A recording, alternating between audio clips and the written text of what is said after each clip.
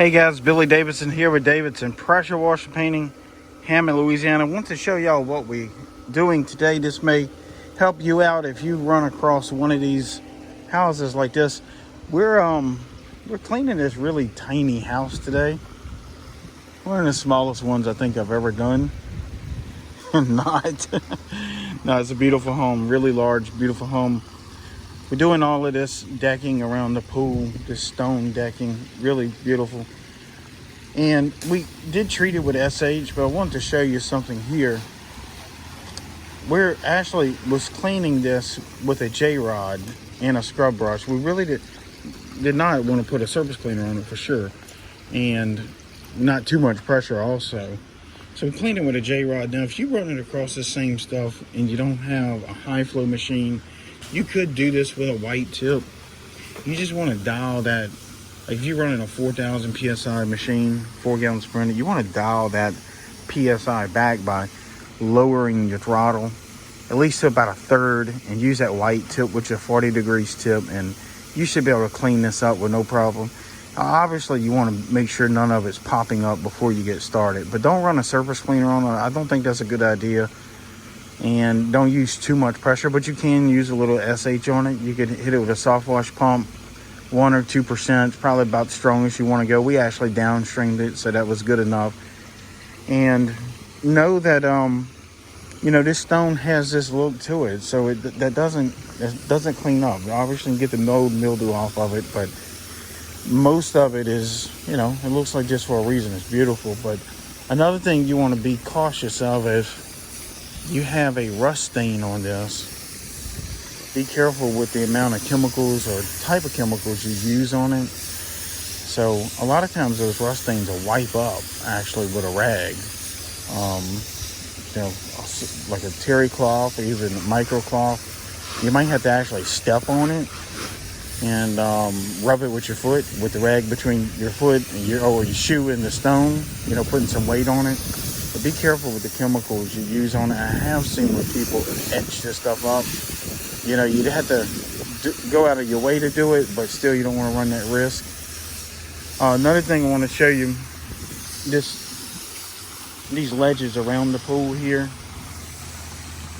We cleaned those up. Obviously, if you use a really high PSI on this, you're going to disturb this landscaping and get it back in the pool, in the hot tub, that sort of thing. So again, we just did it with our J-rod. There was just a couple areas that we touched with a brush with some SH on it. I wanted to be careful around these flowers. They just planted these like a couple days ago, actually. So I didn't even really want to get any SH on them. But other than that, you want to be careful, and keep your angles correctly. Imagine if you go in here. I want to show you something else too before I let you go, so hang tight to the end of the video. If you go in here blowing this back towards your pool, you'd think it's common sense, but you'd make a mess and they're not going to like you too much. So work your angles correctly. Make my way over here. These umbrellas here, guys, if y'all ever have some of these umbrellas, open them up. Make sure there's no divers nest on them. No, we did treat this with a downstream injector. Last thing you want to do is this gentleman to open these up and something fall in his drink here or fall on him. He's sitting here laying, relaxing, pops the umbrella open and a bug nest hits him in the face. He probably wouldn't like me too much, especially if I just cleaned everything. So guys, if you want to start doing some of these type of big houses like this, we get a lot of these off of our yard sign. These people really are calling and doing the Google and Facebook and all that. You almost kind of need to run into them, and we run into them with our yard sign. So we very specifically place our yard sign so they'll see it, and it's not out here in front of their house or in front of the neighborhood, because that's not going to happen. Yeah, you can come up within 2 seconds. So go to BillyDavidsonVIP.com. There'll be a link in the description. Also, I'll put a comment in the section down below. And you can click on our website and scroll down till you find the yard sign strategy course. And there's a bunch of other little things on there if you need it. Also, our parking lot striping. We're going to be doing some striping tonight we're looking forward to it. Actually, we're just trying to get out of here so we can get home, get rebooted for striping tonight, get it, maybe go down for a nap, and go back out and do some striping. I love that striping. The striping, actually, tonight, I'll make more tonight than I've made all week power washing. So, you know, and it's not for everybody. It's, you know, it's sometimes middle of the night working. So, but we do a lot of striping, and we've been training a lot of guys to get up and running with striping. If you're interested in some striping training, some online training, you visit our website.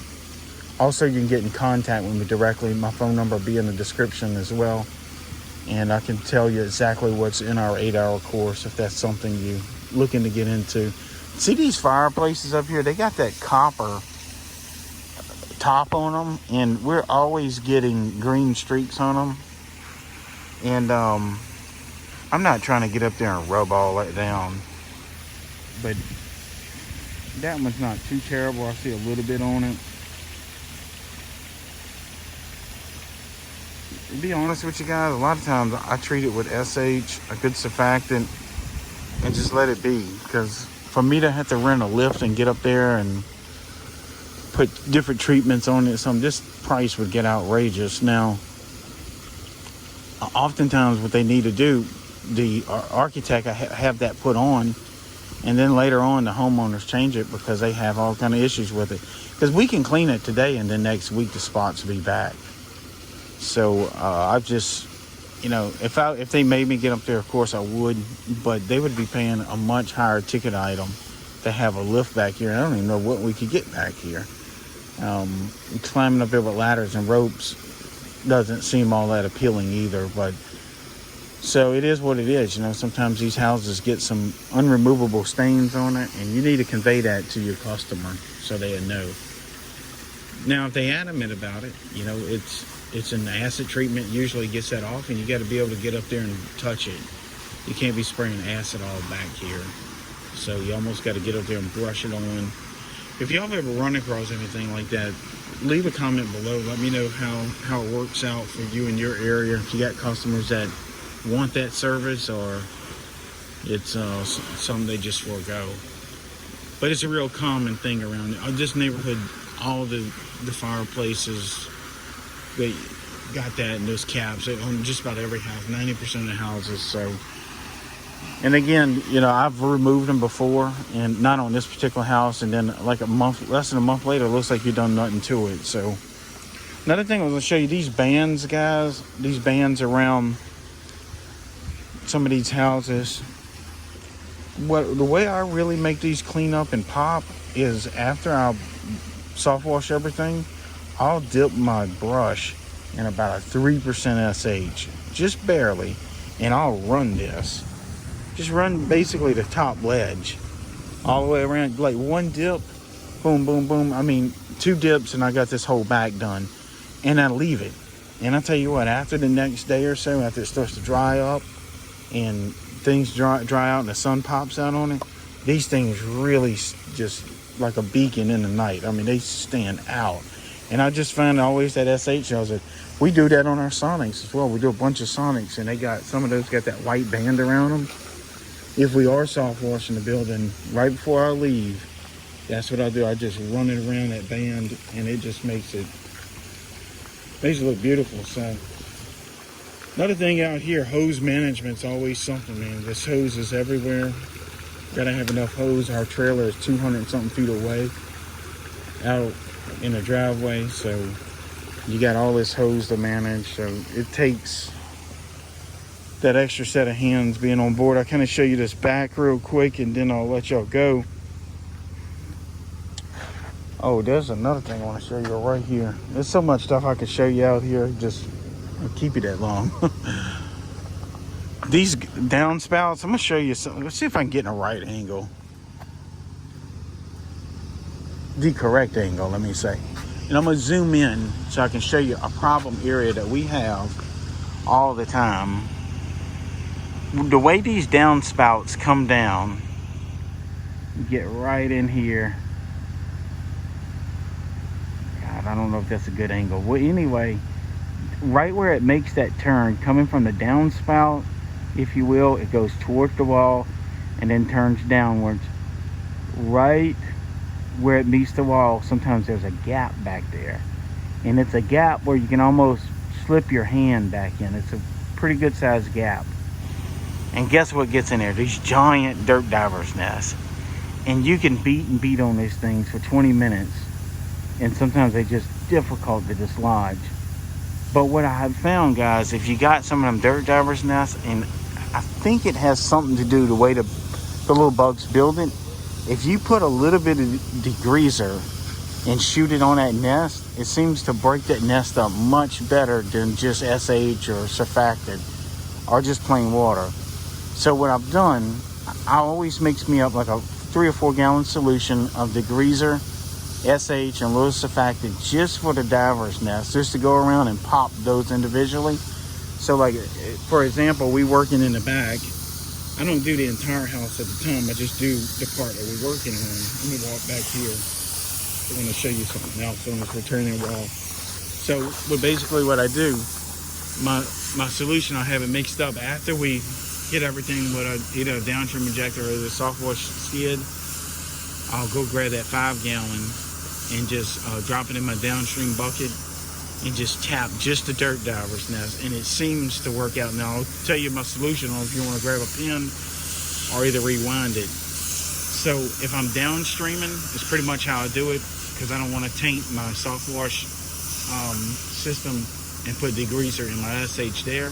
So when I'm going to downstream it in a 5 gallon bucket, I put 2 gallons of water, 1 gallon of Purple Power, 3 or 4 ounces of your surfactant, like we use Southern Draw, and then I like about 1 gallon of SH, and that's all you really need. So, 2 gallons of water, 1 gallon of Purple Power, a few ounces of your favorite surfactant, and 1 gallon of SH. And it seems to me like that Purple Power, which is a degreaser, or you can use your degreaser of choice, breaks those nests up much better than SH or water alone. I'm gonna show you something else here. So I'm gonna zoom in. Let me find the spot in the camera. Forgive me, I got terrible vision. So these corners right here, that corner is way up there. They had a giant one on that corner, and I can't see the smudge, but Chris and them can.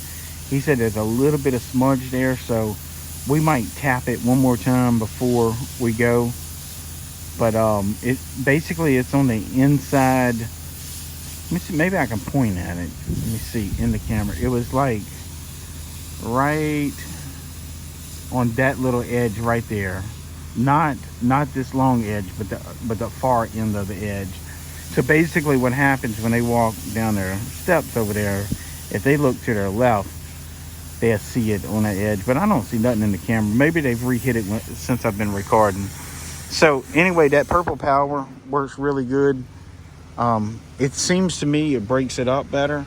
I know some bugs use a lippet to keep their nest together, and that's what I suspect with them dirt divers.